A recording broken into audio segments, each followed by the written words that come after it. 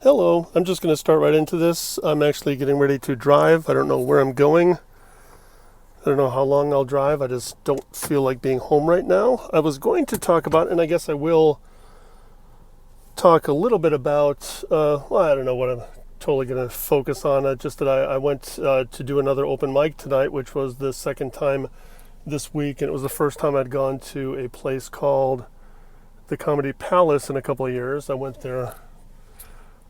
there a couple of years ago, performed at least once, maybe a couple times. It's kind of foggy. It's kind of foggy in my memory, but point is, I just was in the mood to go out again. I'm definitely hooked. I'm hooked on comedy again for however long that lasts, and I guess I should just stop saying that. That's like everything in life, right? We just do stuff when we feel like doing it, and then when we don't feel like doing it, we stop, right? Or I guess sometimes we continue to do things when we don't feel like it, but that's another story. I feel like I have the freedom to focus on what I want to focus on, and that brings me to tonight. I wasn't in the mood to start this with music because I'm not really feeling happy because it looks like we are about to elect our first orange president, and in fact, it may have already happened. I've just really tuned out as much as I could tonight. I was curious when I went to Ralph's a little while ago. It's after 10 p.m.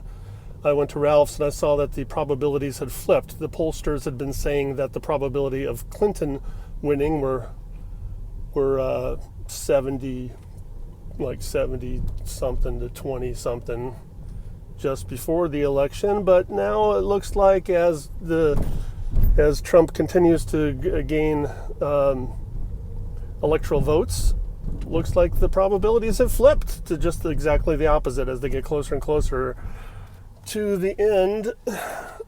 And yeah, I say the end because it just feels like the end of something. However, I'm gonna pull myself back on the reins on that and just say I understand at least what I've been reading about, the Trump phenomenon.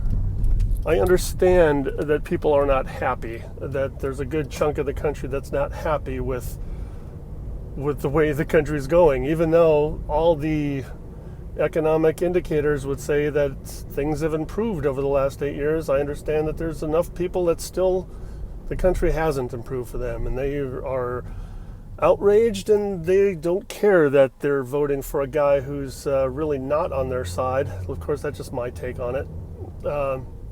The guy just, all the fact checkers that I've seen have said that the guy's just basically full of shit. And I've not talked about it much, if at all. I haven't talked about it much, especially not here in my podcast, which is generally going to be focused on creative things or philosophical things. But I can't help but talk about it a little bit and just say, hey, here's my take on the whole thing is I don't like the guy. He's hate-filled, and whatever people are unhappy or don't like Hillary for justified or unjustified reasons, okay, fine, I get it. We like some people, we don't like other people, but I've never felt this way. I mean, I've been voting for quite a few years now, and I've never felt this kind of visceral negative reaction towards somebody like I do towards who is likely going to be our president. So all I can say is this. I'm quickly formulating a strategy for me to not get pulled down in the dumps tonight and over the next 4 or 8 years, is just to say I'm going to focus on the people around me. I'm going to focus on the fact that the vast majority of my life is not affected by what happens in Washington, D.C., and I don't have to pay attention. I can go back to being ignorant because that, I think, is a survival strategy that I'm going to need to pursue, is to just be ignorant, because paying attention has not helped. I really thought that this country maybe could be heading in a progressive direction and something that's based on more, inclusiveness and getting along with the world and getting along with the people in the country, and that hope is apparently wrong. And even if the last projections I saw are wrong, and Clinton does eke out a win. I mean, it's obvious that this country is I don't know. I'm not really feeling it. One thing I'm not going to do, and I did tweet this or say this before, is I'm not going to threaten to or follow through on, I'm going to like leaving the country because of this, because hey, it's a democracy. That's the way it works, right? The fact that I find Trump repulsive that's neither here nor there. A lot of people found Obama repulsive for all these years, and they've lived with it. They've gone on to live their lives, and even though he's done, he turned around the economy that crashed under Bush, there's a lot of people who just say, but that's bullshit. Those statistics are bullshit, and okay, fine. Aside from this, I can't even call this a rant, but aside from whatever this is, aside from this, I'm sorry, I'm kind of distracted because I'm also driving. Maybe I should pull over, but I think I can talk and drive at the same time. I'm not, it's still hands-free. Here's what I think. We at least still do have enough checks and balances that hopefully Trump and the still Republican-controlled Congress won't totally just take us back to the 1950s. And yeah, I guess, I don't know, maybe if they do, then that might be enough to finally get enough people riled up that are not hate-filled people, and are not just always doing the blaming them, or the them be immigrants, or blaming. It's just okay, too much. Let me stop myself right there and say, as I continue to just drive aimlessly, that my strategy, and this is what I'm going to do, is not pay attention. I don't know, that might mean unplugging from social media, because it's kind of hard to be on social media and not get some kind of dose of the crap that's going on. I don't want to become a hypocrite here and start being hate-filled about this. I don't want to hate the people who voted for Trump, even though I just find him disgusting. I understand. I do get it. I understand. Fine. You're not happy, so you voted for a guy who I think, in all likelihood, is going to be fucking disaster as a president. If nothing else, I mean, although, hey, I don't have a crystal ball. I also thought there was no fucking chance he was going to win the Republican nomination, and I also didn't think there was much, if any, of a chance that he'd win the presidency. So, hey, maybe I'll be proven wrong. Maybe he'll turn this game show of an election into a game show of a country, and maybe we'll maybe he'll surprise all of us, huh? What do you say? Do you think so?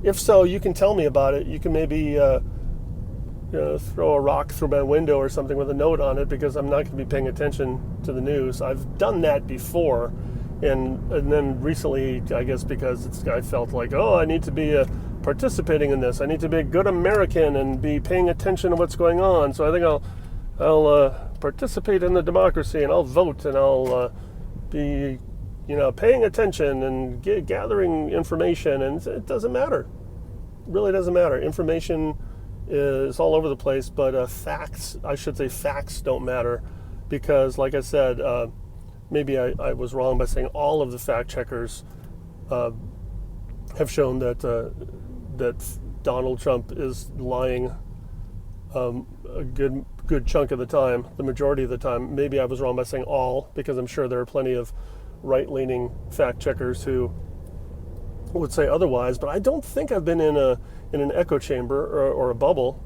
Of course, I guess I wouldn't know if I were. I really don't feel like I've been in an echo chamber. I've been looking for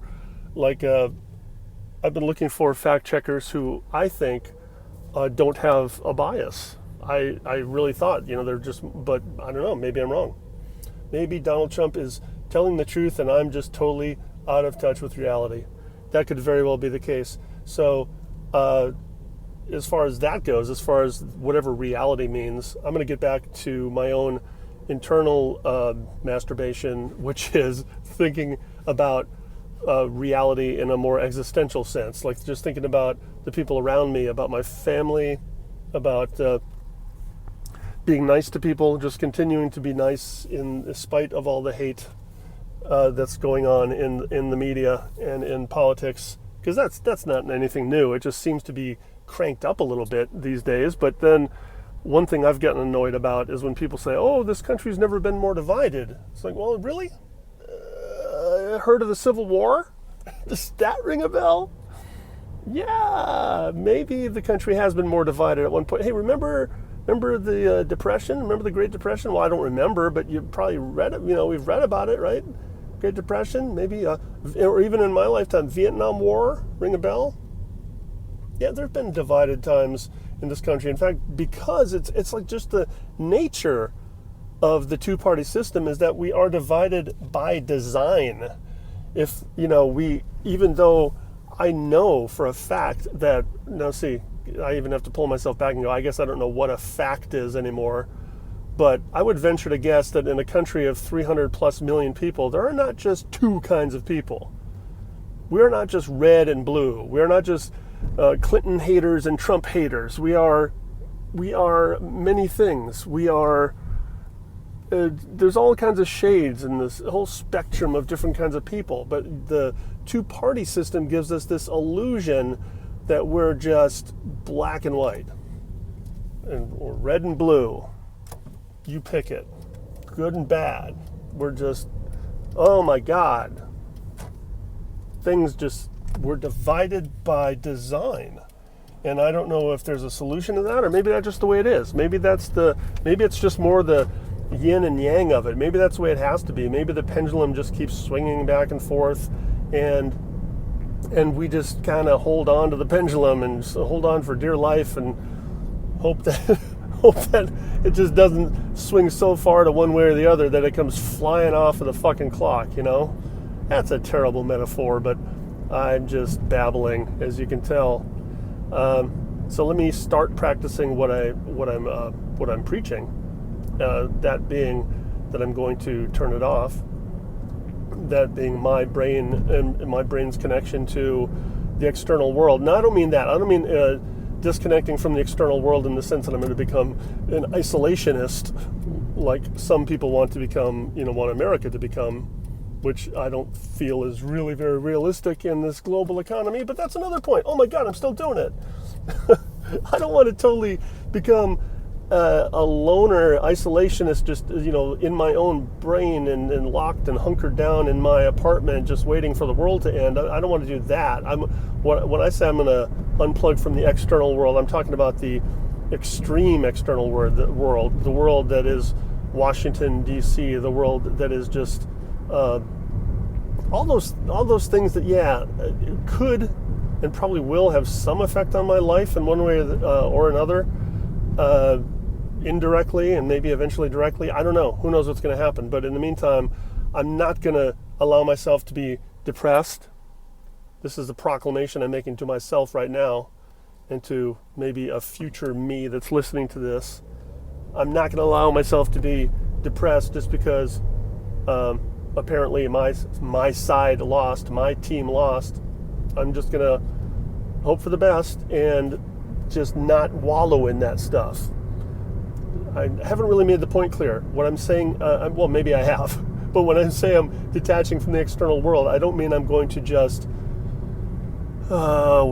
stew in my own juices. What I mean is I'm going to focus on the things that are real around me. Like right now I'm driving, there's a road, there's lights around me.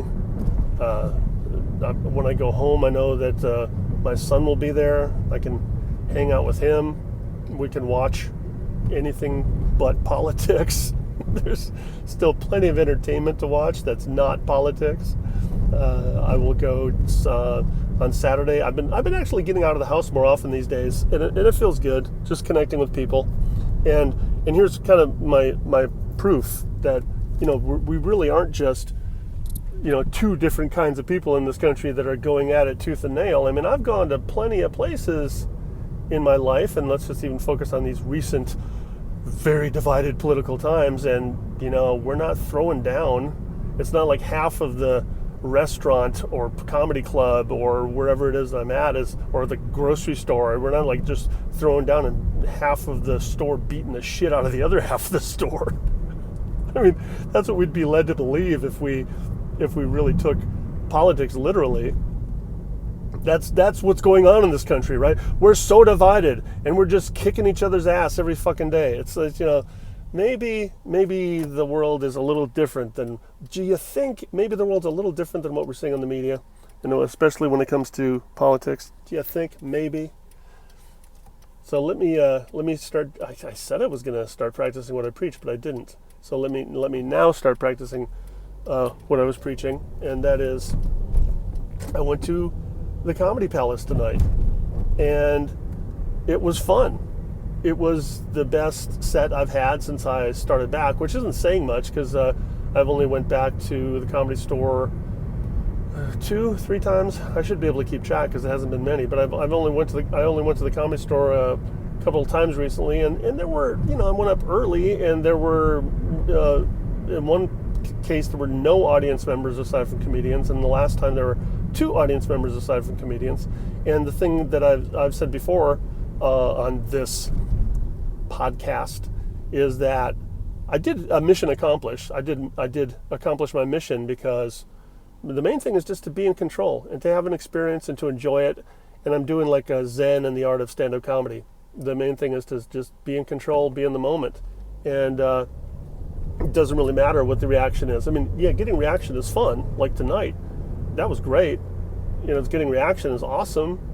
I got 5 minutes instead of 3, which helped a little bit because it lets me breathe a bit. Speaking of breathing, there. That's really been the 3 focal points I've been going up on stage the last few times. And it's not like this is some cardinal rules of comedy. It just so happens to be what I've reminded myself of going up is 3 things: is breathe, connect, and have fun. And so the breathe part, pretty easy. You know how to breathe. But it's reminding myself to not do like what I'm doing now, not to just keep babbling, to take some pauses, take some breaths, slow down a bit. And the connect part, I'm repeating myself from times before, but hey, maybe this is the first time you've ever listened to me babble. The connect part is just it's connecting by looking around, not being aware of what's going on in the room, and looking in people's direction and making contact with people, and it's connecting. And then, so that on a deeper level, what feels good about that is, rather than going up there and just doing a monologue, it's being aware. If people are reacting positively, then great, go with that. If people are not reacting at all, then whatever it is, go with that. Don't ignore that. Don't ignore anything. Just pay attention. And unlike the thing that I was talking about, where I'm going to start ignoring what's going on, like thousands of miles away from me, I'm not going to ignore what's going on right around me. Quite the contrary. I think that's the antidote. That's the medicine, man. Medicine man? That's the medicine, is paying attention to what's going on right around me. And especially, so what stand-up comedy does, or any kind of performing in front of a live audience for that matter, it really forces that kind of focus, or at least the opportunity for it. It definitely forces adrenaline to go pumping through the veins. And so what happened tonight is, because there was this one group of people that were laughing a lot, and so part of it is like, well, I was thinking, maybe I was fourth up, and the first 3 comics, they all did well, because there was this one table that just having a good time, and that's contagious, right? So I was thinking, well, maybe what I was doing really wasn't all that funny. It's just that this table was just laughing at everything. It's like, yeah, but that's not really the case, because while the first few comics did do well, I felt like I did at least as I had a different role going. I mean a role as an ROLL.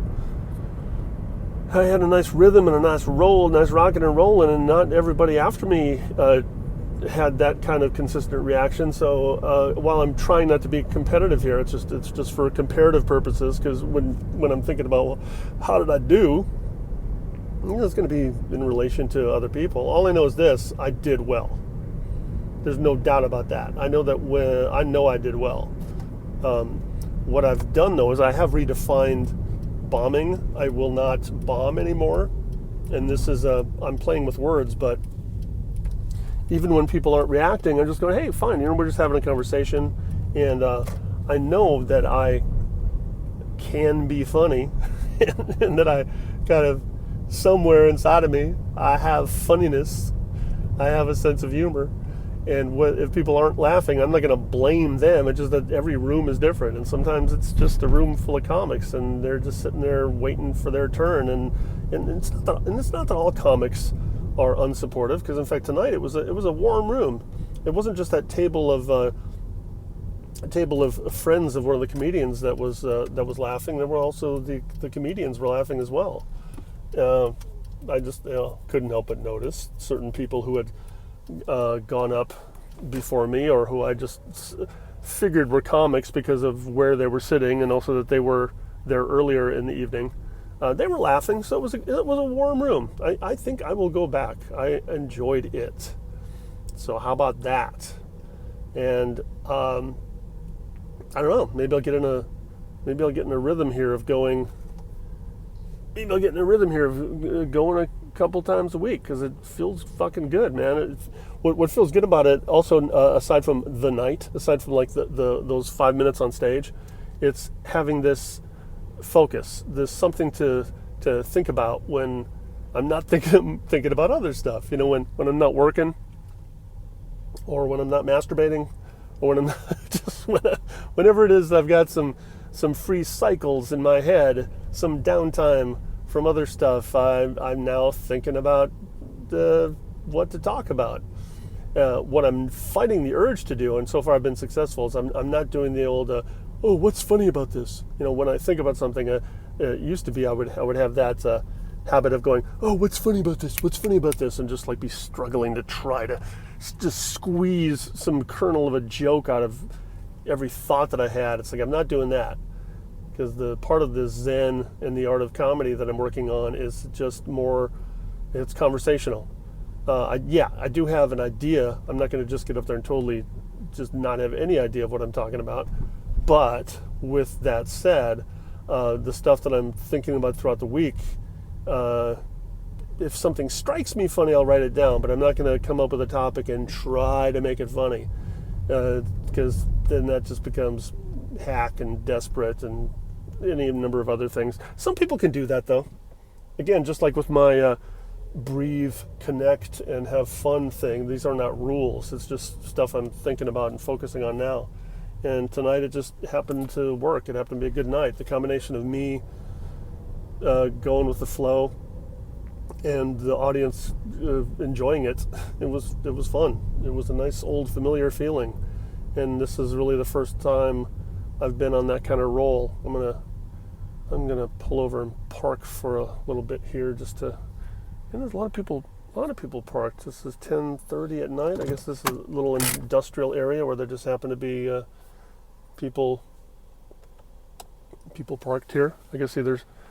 Why am I surprised? People work at night. I didn't want to. There was a couple reasons I went for a drive. Like I said, one thing is I was just feeling a little antsy. I just didn't feel like going up and sitting down and potentially wallowing in my own juices. Hey, I used that earlier, but I just didn't want to do that. I just was feeling like, I want to go back out, even though I had just come back from performing. So it's like there's a number of reasons why I was feeling antsy. It's because the thing about performing too is that it's kind of the buzz lasts for a while, and so I'm still feeling that adrenaline, and then the added anxiety of the fact that it's election night, and there was that. But I don't want to go back into that rabbit hole.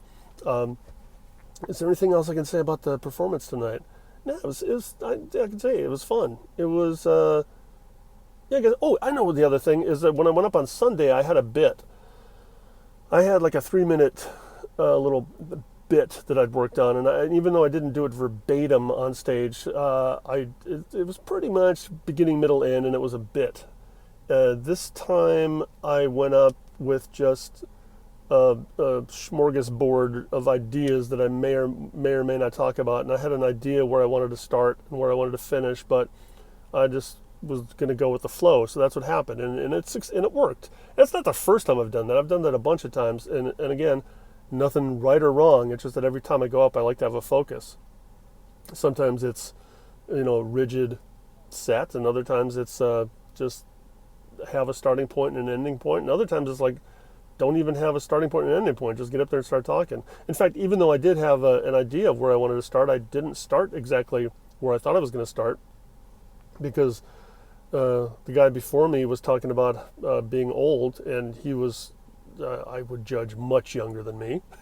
It's not a stretch to say that everyone in the room was much younger than me. But he was talking about being old, and I remember talking about being old when I was in my 30s too. He looked like he was probably in his 30s.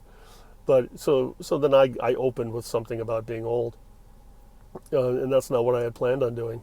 And then I went into the stuff that I had planned on starting with, and then just weaved back and forth. And I'm not going to go into the details of what I said, because in fact I'm not even going to write down what I talked about, because that's just this latest incarnation of my stand-up comedy life. Is I am just gonna, oh God, what was it? It was I've seen this. I don't remember what they call it, but I've seen Buddhist monks who do these sand paintings. I don't know if they call them paintings, but basically what they do is they make different drawings with different colored sand, and then they spend hours doing these things, maybe days.